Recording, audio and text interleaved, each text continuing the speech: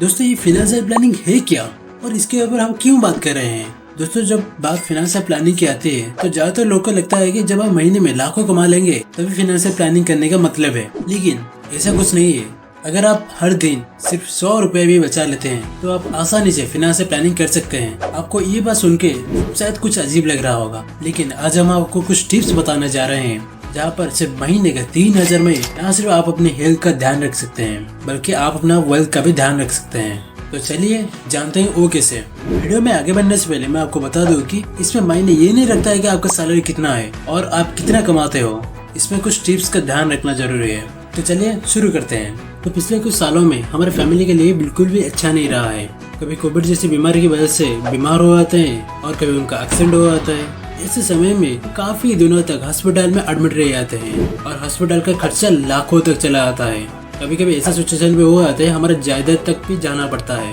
तो ऐसी सिचुएशन से बचने के लिए सबसे बेस्ट ऑप्शन है हेल्थ इंश्योरेंस। सबसे पहले आपका दिमाग में ये आ रहा होगा कि ये हेल्थ इंश्योरेंस है क्या। देखो, हेल्थ इंश्योरेंस सिंपली बताए ये एक तरह की सिक्योरिटी है, आपके और आपकी फैमिली के बीमार पड़ने पर काम आती है। दूसरा सवाल ये है कि ये सिक्योरिटी हमें क्यों चाहिए। देखो, इसको एक स्टोरी के माध्यम से बताता हूँ। एक सिटी में एक लड़का था जिसका एक दोस्त भी था। एक बार उसका कुछ बीमार हो गया था और वो मेडिसिन खाकर ठीक भी हो गया। एक बार उसका दोस्त ने बोला, अरे आप हेल्थ इंश्योरेंस क्यों नहीं लिए। तो उसने पूछा कि अभी मुझे हेल्थ इंश्योरेंस क्यों चाहिए, मुझे अभी नहीं चाहिए। कुछ दिन के बाद उसका तबीयत बहुत ज्यादा सीरियस हो गया। इस टाइम पे उसका लाखों का बिल चला गया। तो इसमें सबसे बड़ी चीज सीखने वाली बात ये है कि हमारी सेहत ही हमारी जिंदगी है। इससे बड़ी वेल्थ और किसमें नहीं हो सकता। इसके बिना सब कुछ बेकार ही है। आप अपनी फैमिली के बारे में ही सोच लें। आपका एक छोटा सा बच्चा या फिर बच्ची घर में खेल रहा है, अगर कुछ वैसे चोट लग जाती है तो आपका सबसे पहला कदम डॉक्टर के पास जाना होता है। मगर क्या आपके पास उतना अमाउंट है जो कि आप बिना चिंताएं उसका ट्रीटमेंट करा सकते हैं। वैसे समय में हेल्थ इंश्योरेंस काम में आता है।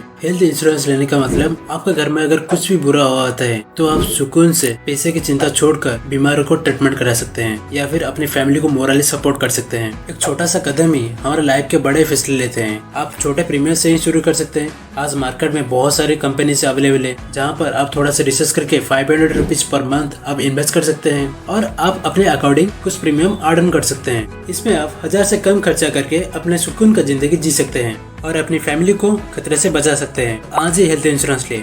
अब मैं आपको 3000 में से 1000 कहाँ पे इन्वेस्ट करना है वो बता दिया और बाकी का रहा कितना रुपीज, 2000 रुपीज। तो चलिए इसके ऊपर बात करते हैं कहाँ इन्वेस्ट करना चाहिए।